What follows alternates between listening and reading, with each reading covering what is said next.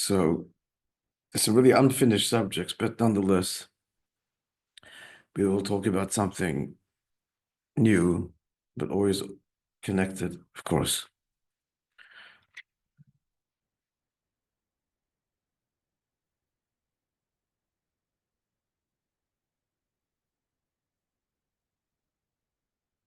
So we just read that the mitzvah of Para Aduma, the Red Heifer, so the Torah describes it as Zois Chukas HaTorah.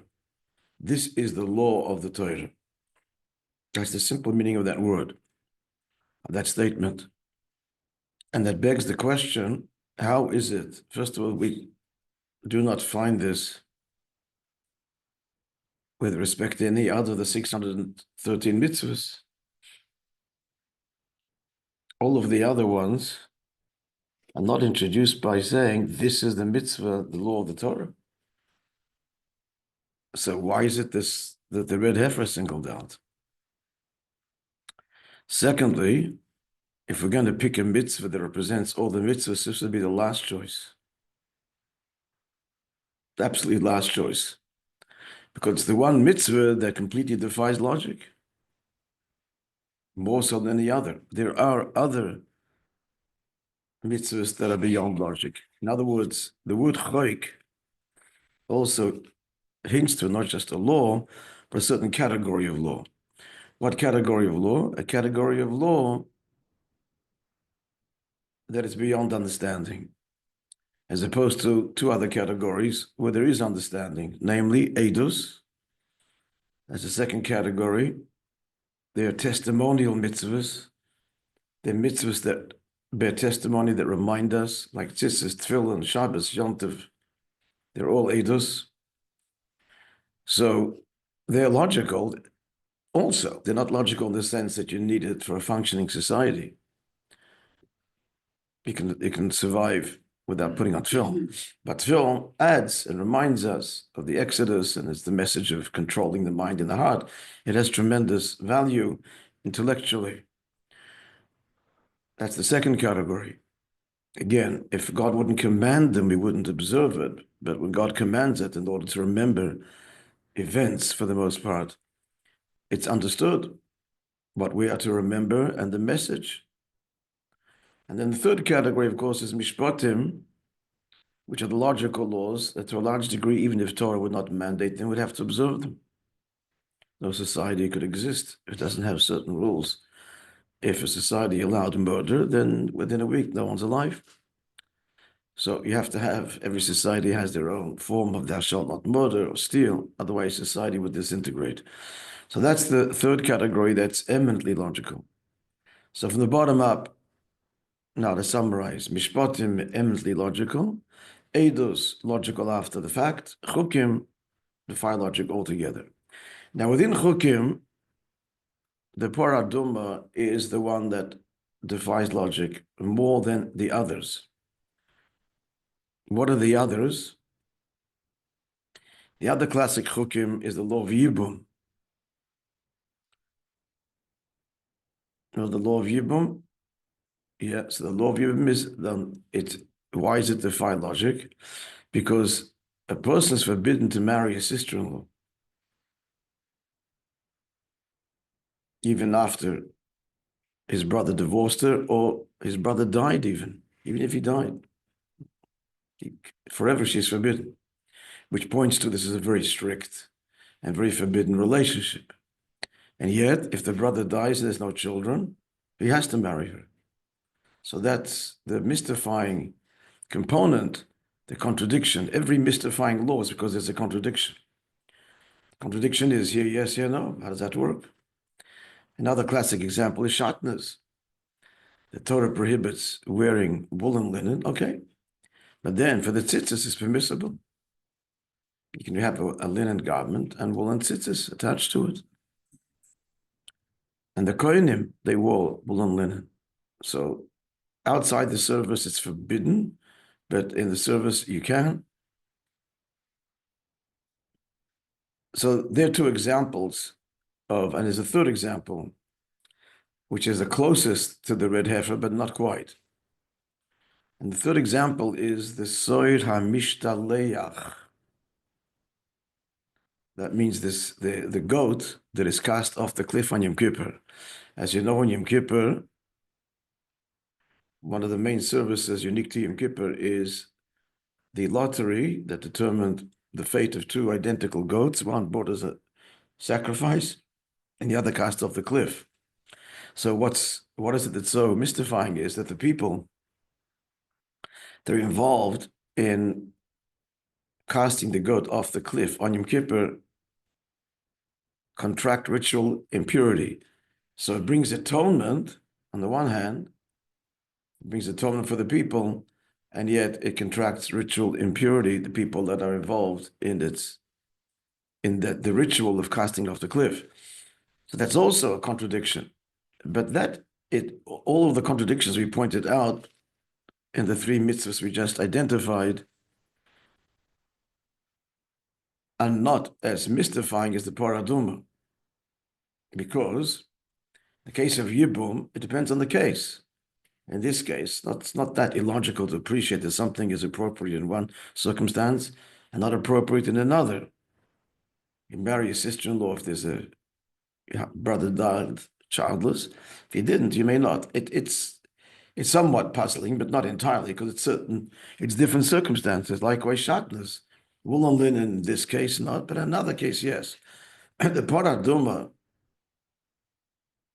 goes beyond that in terms of its mystery, because the paraduma, at the same time that it brings purity, preparing the people that prepare, slaughter, and burn the red heifer and mix it with the spring water, they all contract ritual impurity as they're making something which is the highest form of purity.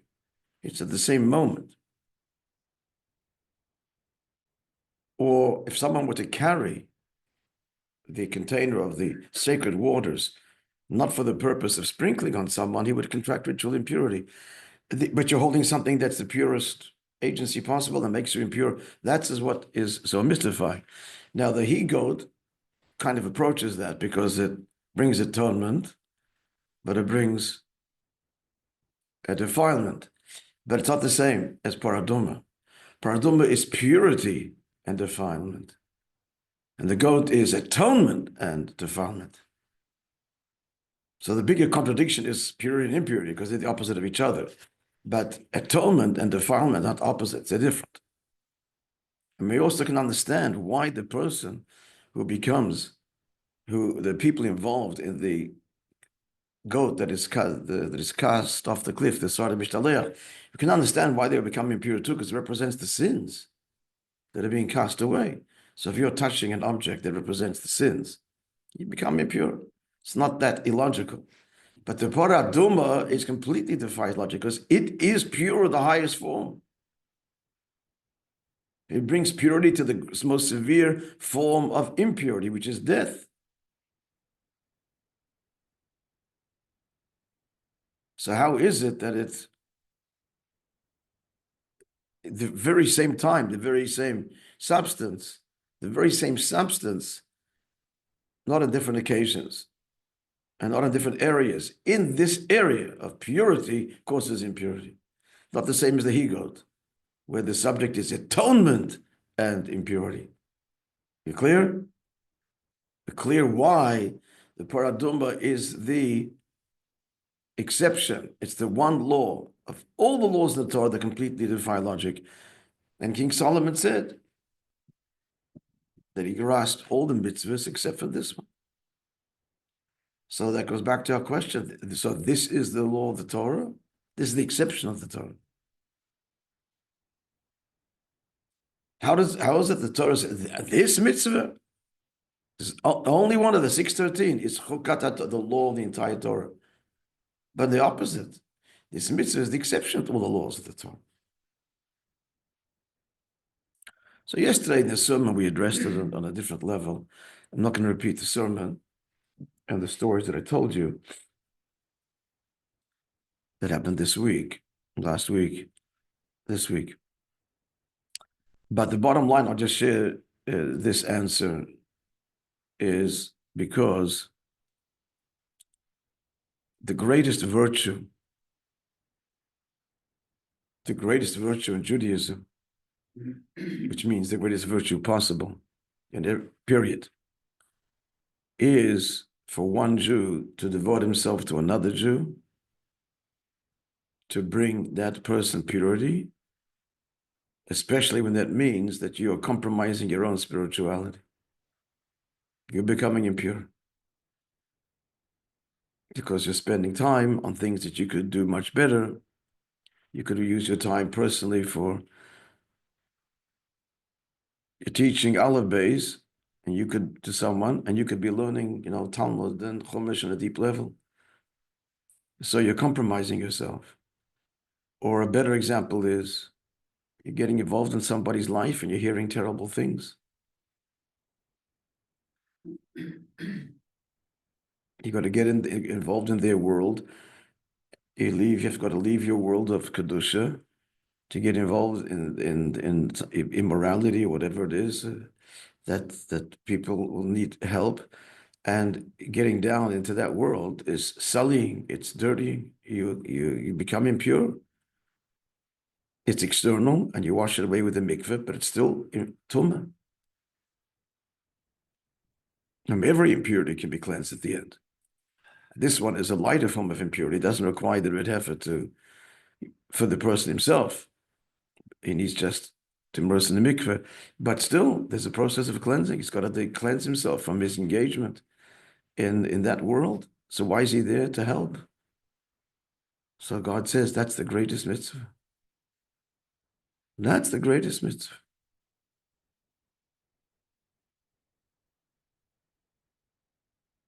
When a person sincerely giving of his time and his soul, his resources, etc., for others that are lesser, spiritually or even financially, whatever the case, and in so doing, he's taking away time, not just time, but in getting involved in a world that is far from his own world. That's the ultimate. That's shlichus. It's exactly what shlichus is. What the Rebbe demands from all of us, and as what the Rebbe, God demands of everybody.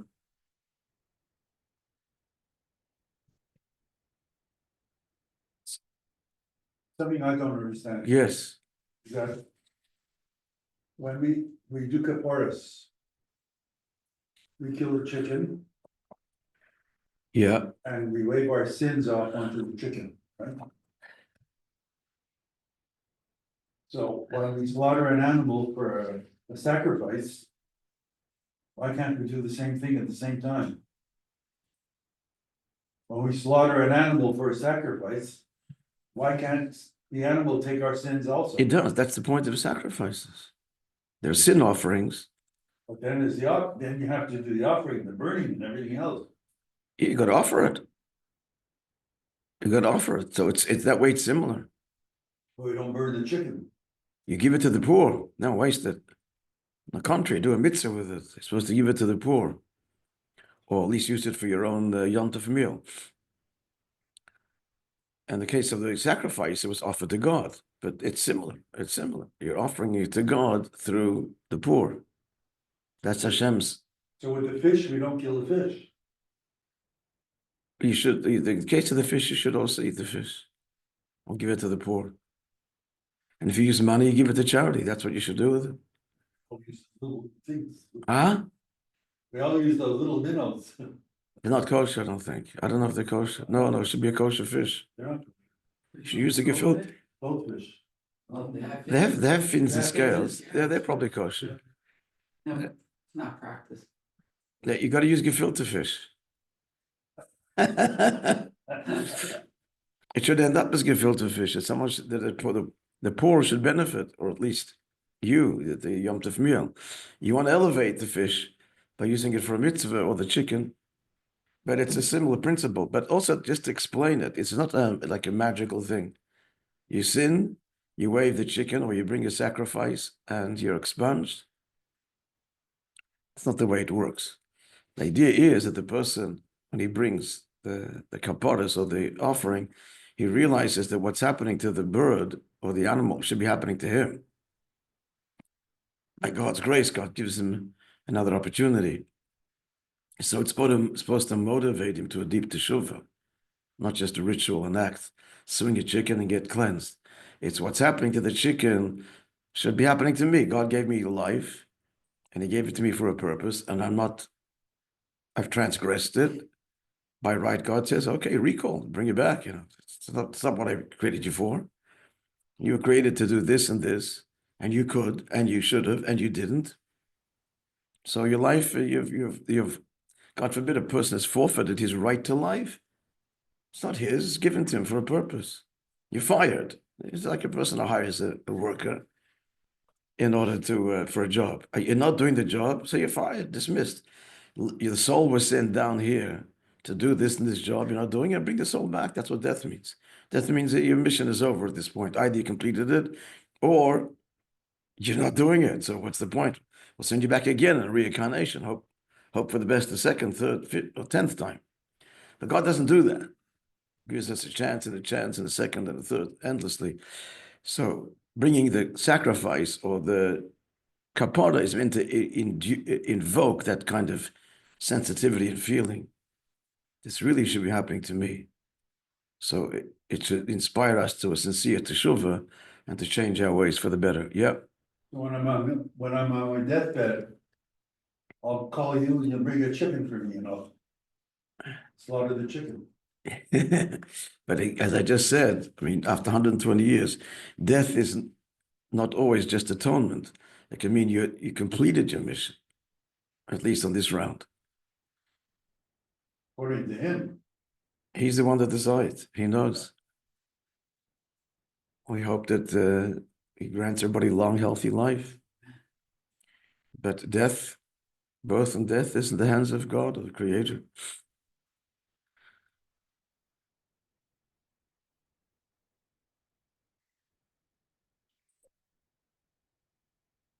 I mean, this is why I told the story of this woman on Shabbos, because tragically, she took her life.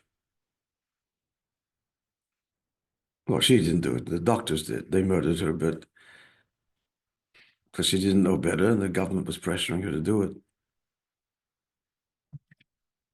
So I wanted to tell the story because if everybody, we said Kaddish and we inspired and say Tehillim, if we do that for her, so we're carrying on her mission, which was abruptly cut short. We shouldn't have.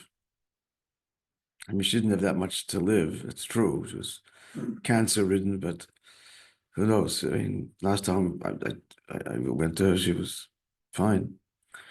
Drugged up from morphine, but she was okay. So only God knows how long she would have continued to live, but it was cut short. So therefore, me, and I'm sharing it with others, it's all by divine providence that she called this office and I came to see her because I need to continue her mission, and because you're connected to me, so do you. It's all divine providence.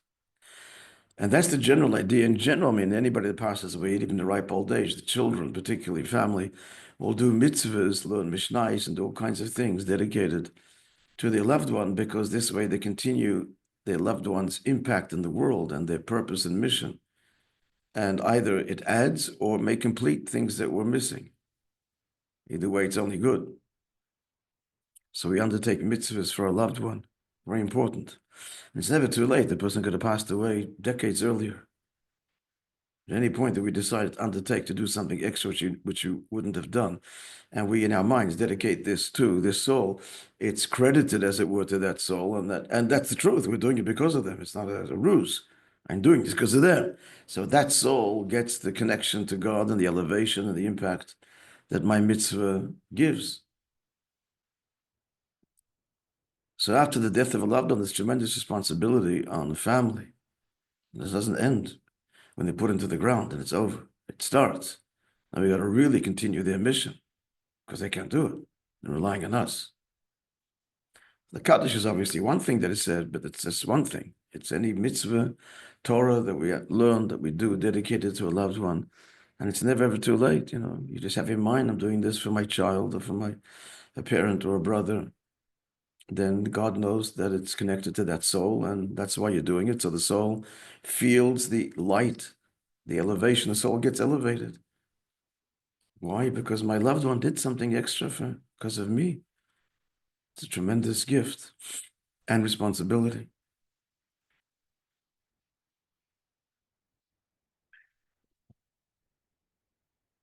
So we didn't answer our question yet, or we did. We gave an answer the answer that I gave yesterday. Why the paraduma is the mitzvah of the Torah? Because it's the one mitzvah where it's all about sacrificing for your fellow Jew, ready to get your hands dirty, to help your fellow Jew, become Tomei. That's the greatest mitzvah. As any parent will know, what's the biggest nachas you have is when your kids look out for each other. It's the greatest pleasure.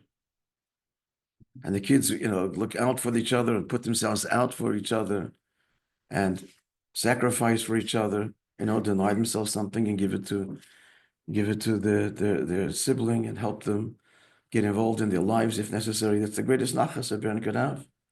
And for God, the same and immeasurably more. When one of his children, or all God's children, is devoted to the other to the point that we're willing to compromise our own spirituality, our own heaven, our own reward, that's God's greatest nachas.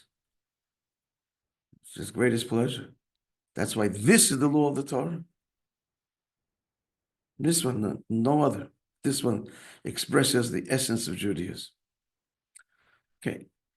There's a much deeper answer to why Para Aduma, deeper in a sense, also why Para Aduma is the mitzvah of the Torah, and that, God willing, will leave for next time. We're having so much fun. It's already 9 o'clock, 4 minutes to 9. So prepare ourselves for davening. Wish everybody Shavua Tov, a good week, and good news from Israel, complete victory. May our leaders not crumble and capitulate to pressure, even from the Trump. Ceasefire is a terrible, terrible mistake. It has to be complete surrender and capitulation. Ceasefire grants them a victory. And it's just a lull before the next hostility, God forbid, the next October 7, God forbid, God forbid. So we can't do this. We can't learn from the same mistake our leaders have made consistently for 77 years. That's what happens when you found it all, not on Torah, pay in blood. But if it be founded on Torah, and Torah says you don't do this ever, and that's how you get peace and respect. But we don't cry over the past. We just hope that going forward, now, peace through strength. That's what BB's saying. So stick to it, my friend.